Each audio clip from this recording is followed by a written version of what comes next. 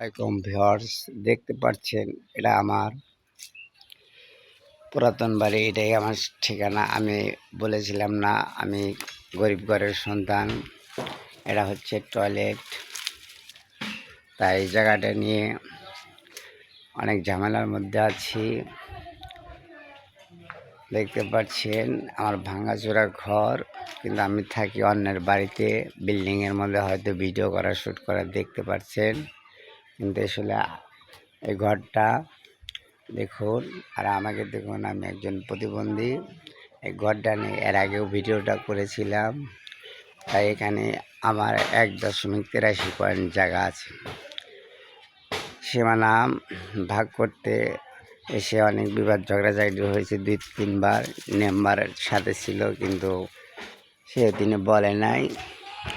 তার প্রতিপক্ষ আমার চাচা জায়গাটা নেওয়ার জন্য সে বিভিন্ন মাধ্যম উপায় হুমকি ধমকি দেয় এবং টাকা দেয় কেনার জন্য, কিন্তু বিক্রি করে কোথায় যাব? যে রেট বলে সে রেটে তা বিক্রি করা যায় না, কারণ এটা হচ্ছে কায়েম বাড়ি। দেখতেই তো পারছেন, এটা জঙ্গল, এটা হচ্ছে ঘর। তাহলে ভিডিওটা লম্বা হলো, স্কিপ না করে সম্পূর্ণ ভিডিওটা দেখবে। তাই আমার এই বাড়িটা নিয়ে আমি ভিডিও করছি কয়েকবার, এবারও করলাম। আশা করি ভিডিওটা সম্পূর্ণ দেখবেন এবং লাইক কমেন্ট করে দিবেন। আমার কমেন্ট বক্স ফাঁকা আছে, কার কী মতামত জানিয়ে দিবেন কিভাবে বাড়িটা দখলে নেওয়া যায়। কারণ বাড়িটা আমাকে দখলে দিচ্ছে না। এখানে গাছও গাড়া হচ্ছে, পরে হচ্ছে। আমার জায়গায় আমি গাছ গাড়বো, কিন্তু গাছ তুলে ফেলেছে। মাপা হয়েছিল 2 বার, খুঁটি তুলে ফেলেছে, তুলে পাকার মধ্যে ফেলে দিয়েছে। মাপ দিয়েছে 2 বার, তাতে 5,000 টাকা খরচ।